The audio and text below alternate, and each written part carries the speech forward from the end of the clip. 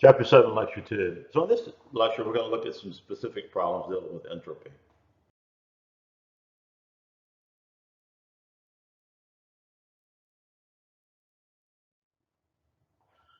So entropy problems are handled just like the problems we've looked at before. Entropy is a property, and it's listed in the tables. Thus, the value of the entropy of the system is fixed once this state of the system is fixed. We have to know what state we're in. So if we're a compressed liquid, a saturated liquid vapor mixture, or superheated vapor, we can look those values up. And so, for example, like before, if we're in the compressed liquid state, we're going to look at the F values for those as an approximation. And if we're in the liquid vapor mixture region, we're going to treat those just as before. We're going to calculate the quality and be able to find what the new entropy is. Also, it's important to keep in mind that, again, just like the enthalpy, which we have a big H and a small h, entropy, we're going to have a big S and a small s. And the difference is the mass. Change in big entropy is equal to m times the change in small entropy. So our first example, let's look at example 7.3. A rigid tank contains 5 kilograms of refrigerant, initially at 20 degrees C at 140 kilopascals. The refrigerant is now cooled while being stirred until the pressure drops to 100 kilopascals. Determine the entropy change of the refrigerant during this process. So this is before we're going to go into the tables and get the appropriate values. We have to be able to look those up. So this first example, I'll kind of walk through this, showing you clips of particular tables. So let's look at the first state. Well, first of all, it's a rigid tank, so that tells us something. That the volume is going to be fixed. But in that first state, we have a pressure of 140 kilopascals, and it's 20 degrees C. So first of all, we need to figure out where on what table we need to go into. So we have to look in the saturated refrigerant tables first. So if you look in those tables, we see that at 140 kilopascals, the saturated temperature is minus 18.77. So what does that tell us? Well, we're at 20 degrees C. So that tells us that we're superheated. So then we have to go to table A13, which is the superheated refrigerant tables. And we can look at, the pressure is 0.1 megapascals, which is 140 kilopascals. If we come down and look for the 20 degrees, we find that the specific volume is 0.16544. And the entropy, that's the column with the S here, 1.0625. So we've fully defined state 1. So we can find what state 2 is. So again, back at the tables, it's for state 2, the pressure is now at 100 kilopascals, and the volume is fixed because it's a rigid tank. So let's look in our table A12 for saturated refrigerant. If we look at 100 kilopascals, we find that V sub F is 0.000725. V sub G is 0.19255. So now we've totally defined our states 1 and 2. Show this summarized here. So let's look at our chart. Now we can plot a graph of temperature versus entropy. So we start up in state 1, we're superheated. We come down to state 2. So that defines S1 and S2. And here's the line in the red is our typical bell curve shape. So now we have all we need to know to be able to find the change in entropy.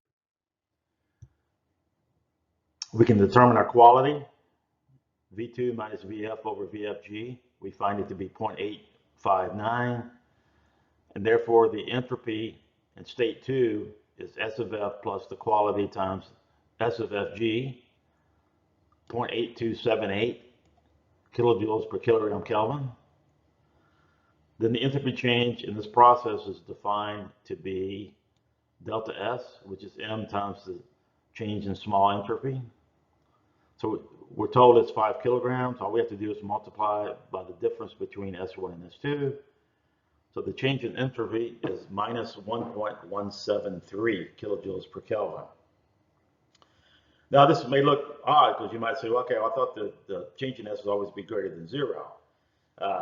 Well, this is, this negative sign indicates that the entropy of the system is decreasing during this process. This is not a violation of the second law, however, since it's the entropy generation, Sgen, that cannot be negative. So, when you look at the overall system, this is just one part of the system. When you look at the overall system, the various processes, some will decrease, some may increase, but overall, you're going to have a net generation that's going to be, Sgen is going to be greater than 0. So example 7.4, here we have a piston cylinder device contains 3-pound mass of liquid water at 20 psi and 70 degrees Fahrenheit. The water is now heated at constant pressure by the addition of 3,450 BTUs of heat. Determine the entropy change of the water during this process. So again here, the book gives us a graph of temperature versus entropy. You can look up, I'm not going to go through and pull out the tables like I did before, but you should verify yourself by going under the tables that at state 1, we're down here, we're compressed. So we're going to use the SF value at that temperature, 70 degrees Fahrenheit. We're going to get the enthalpy. H1 is going to be HF at that temperature. So we can just look those up in the tables, in the saturated tables for state 1. So at the final state, the pressure is still 20 psi because we were told it's a constant pressure, but we need one more property to fix the state. That property is determined from the energy balance. So Qn minus the boundary level work is equal to the change in internal energy. Qn is equal to H, M times the change in entropy. So we're told Qn, we know what M is. The H1 value we looked up in the table. The only thing we don't know here is H2, so we can find it. So H2 turns out to be 1,188.1 BTUs per pound mass. Now we can go to state 2. We can do exactly the same kind of thing. It's a constant pressure process. So now that we've determined H2, we can find the entropy for state 2. And again, we can you should do this yourself. I didn't actually go pull out the tables, but you have to interpolate as we've done before, and you find that entropy at state 2 is 1.7761 BTUs per pound mass Rankine. So therefore, the entropy change of the water during this process is found from as follows. It's the mass times the change in small entropy.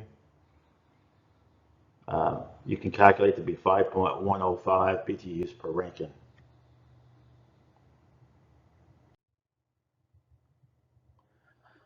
So a process during which the entropy remains constant is called an isentropic process.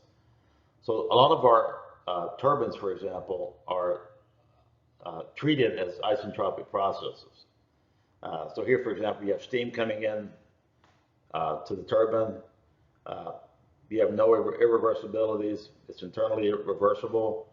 The steam gives up some of its energy to shaft, turns the shaft, and comes out on the other end. But we treat this process often as a isentropic process. The entropy remains constant.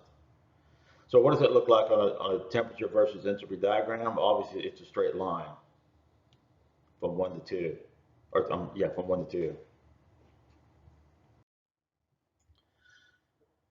So let's look at another example, example 7.5, an isentropic expansion of steam in a turbine. So steam enters an adiabatic turbine at 5 million pascals and 450 degrees C. It leaves at a pressure of 1.4 megapascals.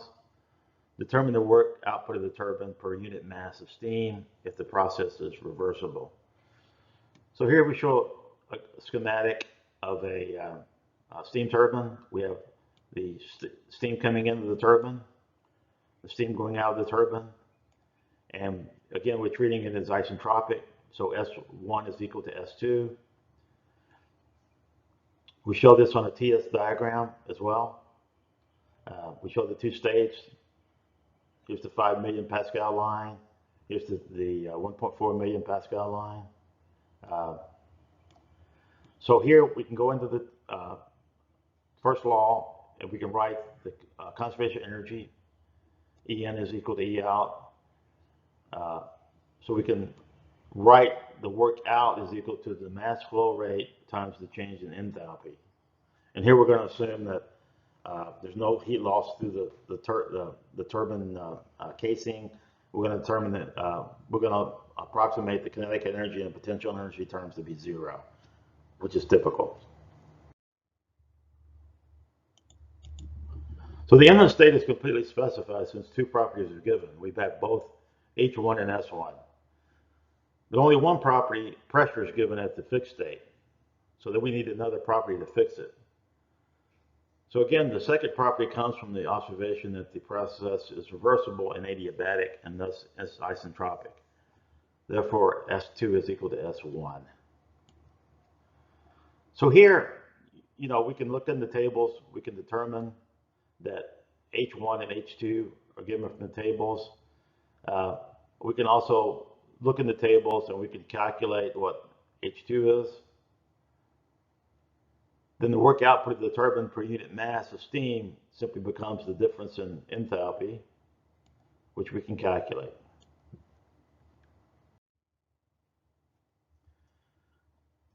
So let's look at the property diagrams involving entropy. So in a TS diagram, the area under the curve represents the heat transfer. So, and that's important. So you have both of these equations here. You can look. So if you have a very simple kind of diagram, you can find the area under the curve through integration, or you can find it simply if you know what the shape looks like. If it's a rectangle or if it's a triangle, you can use those geometrical kind of properties. It's important to note that in an isothermal process, of course, the temperature would be flat, so it's just a rectangle. And so here you can readily calculate what Q is simply applying T times delta S.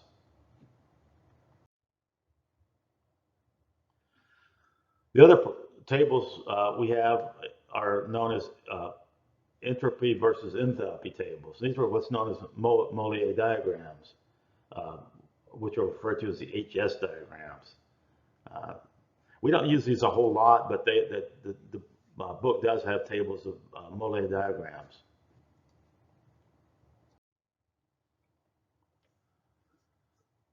So let's take a look at the example 7.6, the TS diagram of a Carnot cycle.